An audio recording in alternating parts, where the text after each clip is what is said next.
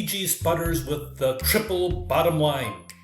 I don't know if that make a fabulous headline, but here's a simple concept. The book talks a lot about environmental, society, and governmental aspects of business, and that we need to have a separate spreadsheet pretty much to track each one of these individually, and that the most important document is not the bottom line.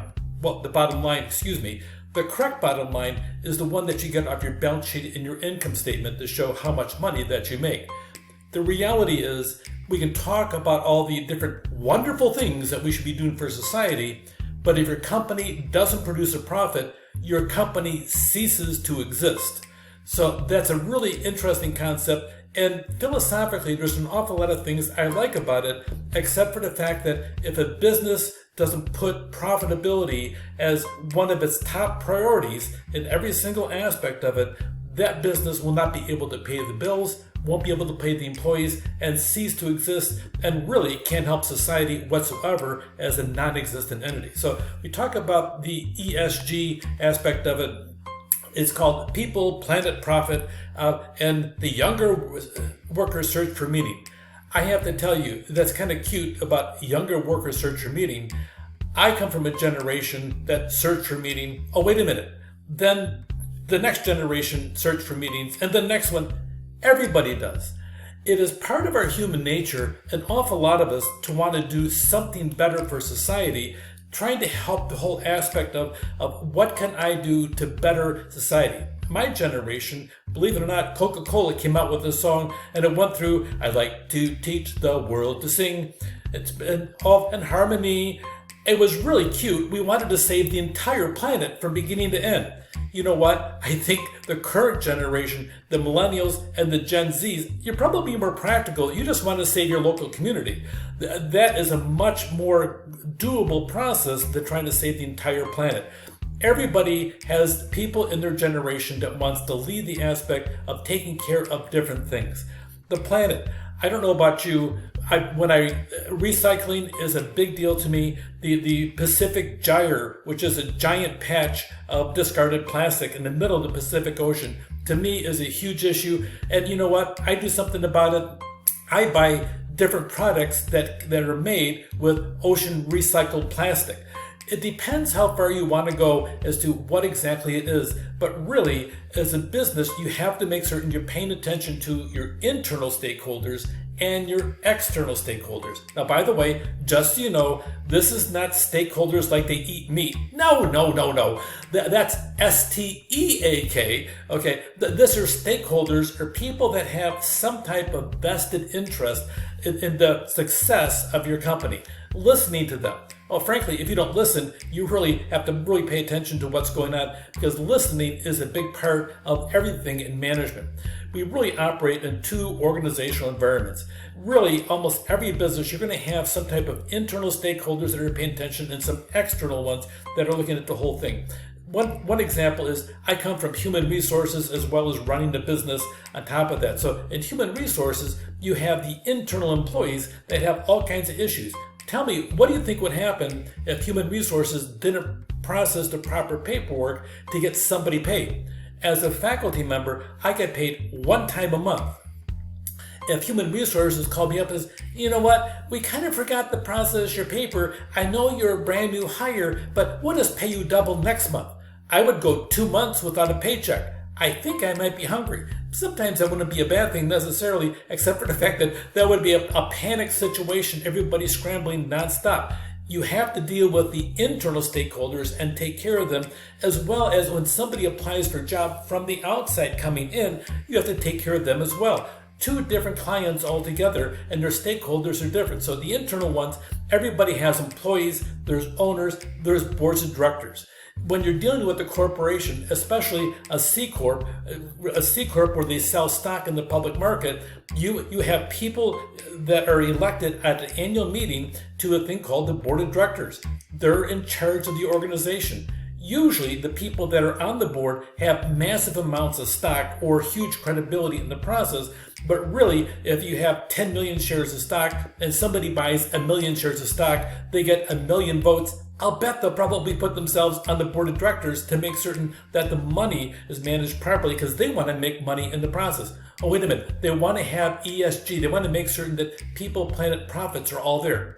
No, they really want to have really the aspect of profitability. And if we can do something about the people and planet, pretty much that's how it works. Now, that being said, here's your stakeholders. You have really the external aspect of it, the general environment. You have the task environment, and then you'll have the whole internal aspect of the stakeholders.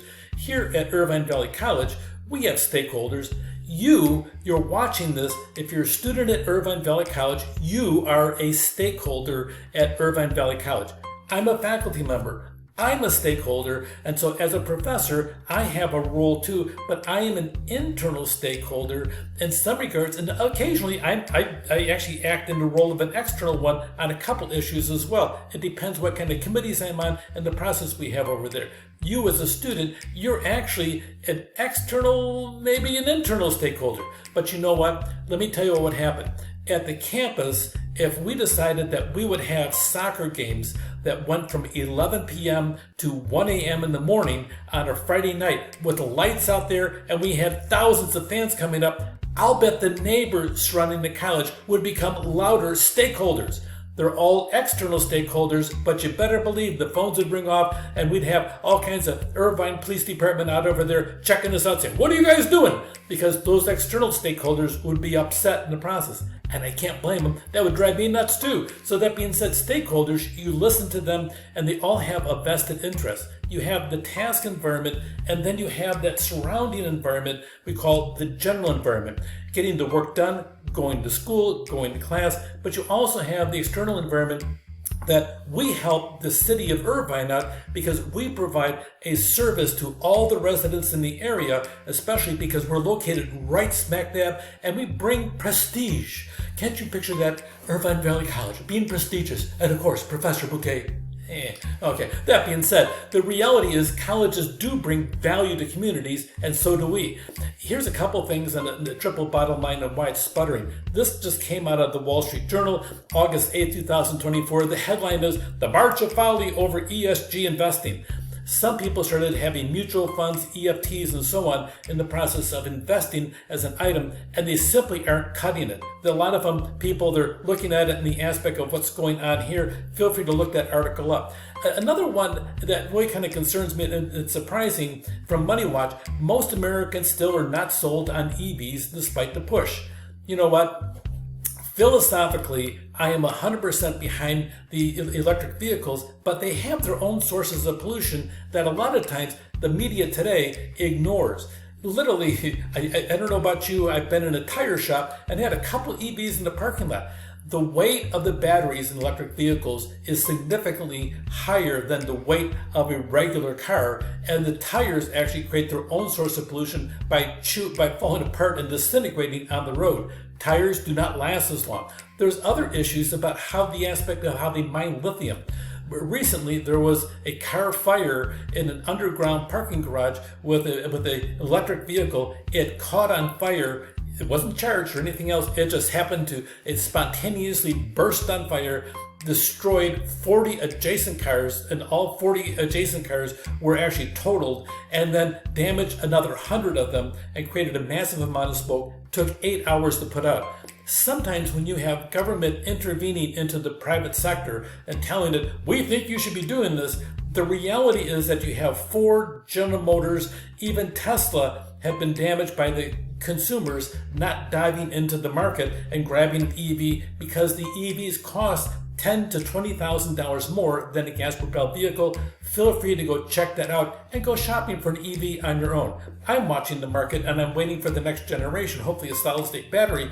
But the reality of the EVs is we had everybody pushing, almost mandating that auto companies actually will produce only electric vehicles, including the state of California. In California, the governor made a demand that by 2035 that the citizens of California will not be able to buy a gas-powered vehicle. Is that really what freedom is about? Is that really what we're about? That's the concern I have about the aspect of the ESG, also about the mandates. Government mandates are not as effective as consumer choice.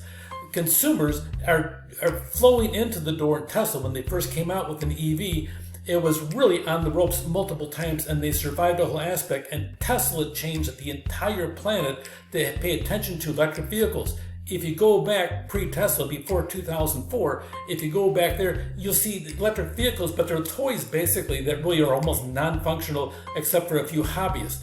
Now Tesla brought the whole thing forward, and now we have these wonderful vehicles on the market. And yes, we have some less pollution, but we have a different kind. And we can't be blind to the whole thing. We need to look at the whole thing and see what happens really in a cost-effective, and make certain that desire that they underpin the basis of all that we are out there, and get the government out of the free market and let us deal with it as consumers. The triple bottom line, I think we should be aware. I think we should be out there, but make certain you understand what ESG is and look at the pros and the cons and the aspect. And I prefer you as an intelligent student to go make up your own mind as to what the values are. Avoid listening to all the echo chambers on social media that tell you, you have to do this, and all those people over there, they are evil, evil, evil.